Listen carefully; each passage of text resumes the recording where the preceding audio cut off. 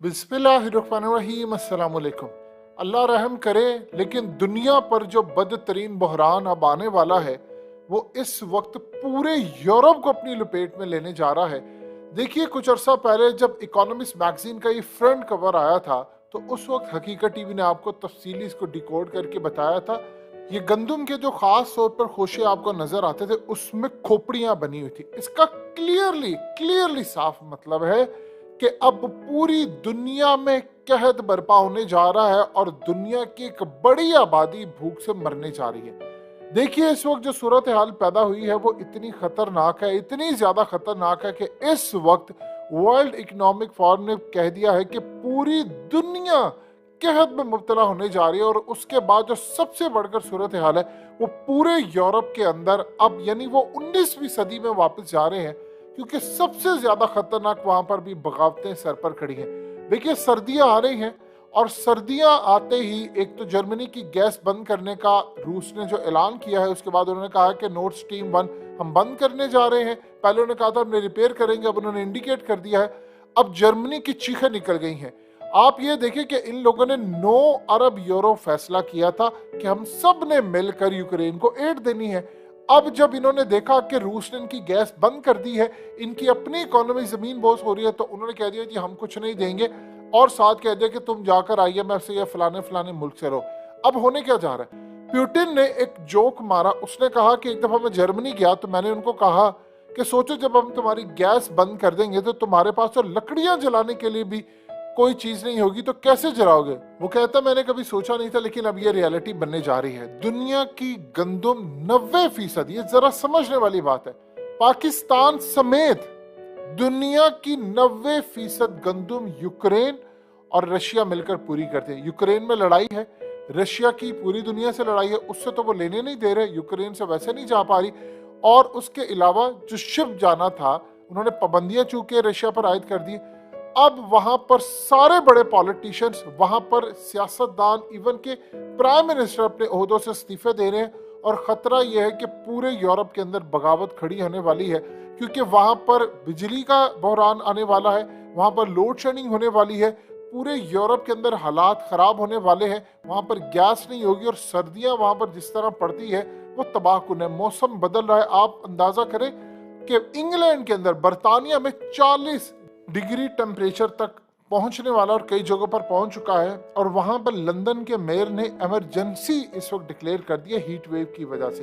यानी आप देख रहे हैं कि कई जगहों पर 2 दिन के बाद 36 डिग्री टेम्परेचर, ये कभी जिंदगी में उन्होंने फेस नहीं किया। हीट वेव वहां पर पहुंच गई है और हीट वेव के बाद वहां पर खास तौर पर एनर्जी क्राइसिस आ रहा है। पूरी दुनिया का मौसम कंट्रोल किया जा रहा है।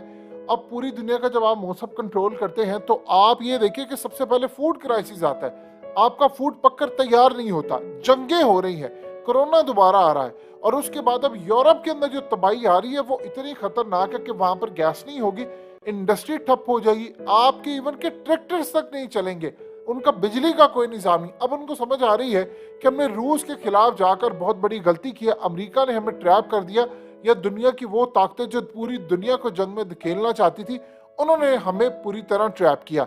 अब यूरोप को समझ नहीं आ रही, उनकी अपनी इकोनॉमी बुरी तरह तबाह बर्बाद हो रही है। और अब उन्होंने जो वार्निंग जारी की है वो पूरी दुनिया के अंदर क्राइसिस आ रहा है। और खतरा ये है यूरोप के अंदर, उन्होंने वहां की फोर्सेस को अलर्ट रखा है कि जब लोड शेडिंग शुरू होगी गैस का, चूंकि अभी तो उनके पास जो जखीरा वो ऐसे सब खत्म हो गया है, अब जो सर्दियों के अंदर तलब होगी, जब ऐसी सूरत हाल पैदा होगी तो वहां पर हंगामे फूट पड़ेंगे। और जब हंगामे फूट पड़ेंगे, देखिए वहां पर लोगों ने ये चीज नहीं देखी, यूरोप के अंदर तस्वर भी नहीं है कि लोड शेडिंग हो। आप यूरोप छोड़िए, अब मिडिल ईस्ट में चले जाएं, दुबई के अंदर, UAE के अंदर तस्वर भी नहीं है किसी को कि वहां पर कोई लोड शेडिंग भी होती है। यानी आप सोचिए अचानक वहां पर लोड शेडिंग होना शुरू हो जाए, गैस का बहरान हो जाए। अब आप ये देखिए कि अरब वर्ल्ड वो बिल्कुल समझदार निकले, उन्होंने किसी सूरत अपने आप को बिगाड़ के लिए पेश नहीं किया रशिया के साथ। वो हम ही थे बेशरम लोग कि हमने अमेरिका के कहने पर अपने हुक्मरान इमरान खान का तख्ता उलट दिया। अब आप ये देखिए कि यूरोप को उसकी प्राइस पे करना पड़ी है। अब उनको ये समझ नहीं आ रही हो क्या रे, कहत सर पर खड़ा है, दुनिया के अंदर गंदम का बहरान है, खाने का बहरान है, फूड क्राइसिस आपके सर पर खड़ा है। और उससे बढ़कर अब पूरी दुनिया के अंदर जो वाकयात हो रहे हैं, जंगे आपको प्लान की जा रही हैं। आप ये देखिए कि रशिया इस वक्त ईरान के साथ ताल्लुकात बना रहा है, अर्दोगान वहां पर पहुंच रहे हैं और वो नए मामला उनसे तय करें। हम कहां पर खड़े, हमारा पता ही नहीं है कि हमारा फ्यूचर क्या है। लेकिन यूरोप के अंदर जो सबसे ज्यादा खतरनाक सूरत हाल है वो ये है कि जब वहां पर लोड शेडिंग होती है, इंडस्ट्री ठप होना शुरू हो जाएगी। जब इंडस्ट्री ठप होती है तो सबसे बड़ा प्रॉब्लम ये होता है कि बड़ी बड़ी कंपनीज बैंकरप्ट हो जाती हैं, उनके एम्प्लॉयज जो है वो अनएम्प्लॉयड हो जाते हैं। तो वहां पर जब इकोनॉमी डाउन होती है तो उसके बाद लोग सड़कों पर आना शुरू हो जाते हैं, फिर वो हुक्मरानों की तरफ मार्च करते हैं। वहां पर ऐसी सूरत हाल नहीं है कि आपने उनको दबोच लिया। जाहिर सी बात है, एक ही हल उनके पास बचता है कि वो अमेरिकी कैंप से निकल है या वो रूस के साथ जंग कर दें। अब उनके पास कोई सूरत हाल नहीं। दुनिया की असल में सारी पाबंदियां इन्होंने रशिया पर लगा ली। इन्होंने कैलकुलेट ही नहीं किया। ये सोच रहे थे कि रशिया पर पाबंदियां लगाएंगे, हम सारी पाबंदियां लगाएंगे, रशिया का बेड़ा गर्क हो जाएगा। ये पहले भी जंग से टूटा था। इनको अंदाजा नहीं है कि उनका जो सदर है पुतिन, वो उस लेवल का इस वक्त खड़ा हुआ है। उसको पता ही नहीं था जब सोवियत यूनियन टूटा कि मुझे क्या करना है। वो रोता रहा। अब उसने कहा कि मैंने बदला लेना है। अब वो बदला किस तरह लेना, उसने कैलकुलेट किया था चाइना के साथ मिलकर। देखिए, ये जंग शुरू की थी रशिया ने खुद, क्योंकि ये नाटो के अंदर लेकर आ रहे थे यूक्रेन को ताकि नाटो की फोर्सेस चली जाए और हम रशिया पर हमला करें। उसने पहले ही जंग छेड़ दी। उसने सारी चीजें चाइना के साथ मिलकर कैलकुलेट की। अब आप बताइए, वो सारे का सारा मीडिया जो कह रहा था यूक्रेन रशिया की जंग में रशिया का इतना नुकसान हो गया, ये हो गया, वो हो गया, अब पूरे का पूरा यूरोप इस वक्त बैंकरप्ट होने का खतरा है। और सबसे बढ़कर वहां की इकोनॉमी जब तबाह होगी तो पूरी दुनिया में क्राइसिस आएगा। यानी ये वो फितनों का दौर है जो अहादीस के अंदर मेंशन किया गया था। पूरी दुनिया में कहत होगा, जंगें बर्पा होंगी, तबाही होगी। अब वो दुनिया के अंदर तबाही देखने जा रहे हैं। और देखिए, सबसे बढ़कर जो मामला है वो अमेरिका का है। अमेरिका ने दुनिया के अंदर कोई जंग अपने मुल्क के अंदर नहीं लड़ी। उसने हमेशा दूसरों के ममालिक में जाकर जंगें लड़ी है। हमने देखिए अमेरिका के पीछे लगकर अपना बेड़ा गर्क किया।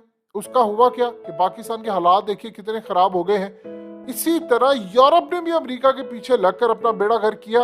रूस तो बिल्कुल ठीक हो गया। आप ये देखें कि उसकी जो ऑयल की प्राइसेस थी वो कितनी बढ़ी, उसने पैसा कमा लिया। गैस की कीमत बढ़ गई, उसने दुनिया को कहा रूबल के अंदर लो। यानी वो सारे का सारा जो प्लान इन्होंने रूस के खिलाफ बनाया था, उस बंदे ने अकेले तितर बितर कर दिया इनका प्लान। कहा पूरा यूरोपीय यूनियन, अमेरिका, कनाडा, इवन के पाकिस्तान भी उसके खिलाफ हो गया। सिर्फ इमरान खान नहीं रहा, बाकी तो हम सारे उसके खिलाफ है। आप ये देख लें कि पूरी दुनिया उसके खिलाफ, लेकिन वो अकेला जीत गया और चाइना सिर्फ उसके साथ खड़ा है। तो उन लोगों ने तो पूरी दुनिया के अंदर ये सारी चीजें कैलकुलेट कर ली थी। अब आप देखिए कि रशिया के पास गंदम थी, उन्होंने इमरान खान को कहा हम आपको गंदम देंगे सस्ती, आपको तवानाई देंगे, एनर्जी, सब कुछ। हमने अमेरिका के पीछे लगकर अपनी इकोनॉमी का जनाजा निकाल दिया। डॉलर 215 पर ले गए। पूरी पाकिस्तान के अंदर तबाही की जो सूरत आती, बड़ी बड़ी कंपनीज अब बैंकरप्ट है, वो अपना पैसा निकाल कर ले जा रही है, अपने ऑपरेशंस बंद कर रही हैं। और इस सूरत हाल में हमने अमेरिका के पीछे रहकर अपना बेड़ा गर्क तो किया, लेकिन यूरोपीय यूनियन ने भी अपना बेड़ा गर्क कर लिया। अब पूरी दुनिया के अंदर वो तबाही आ रही है। वो सारी पेशन गोइयां एक एक करके अब पूरी होने जा रही हैं। और पहले मर्तबा यूरोप के अंदर लोड शेडिंग, बहरान, ये सब आएगा। यानी वो 19वीं सदी में वापस जा रहे हैं।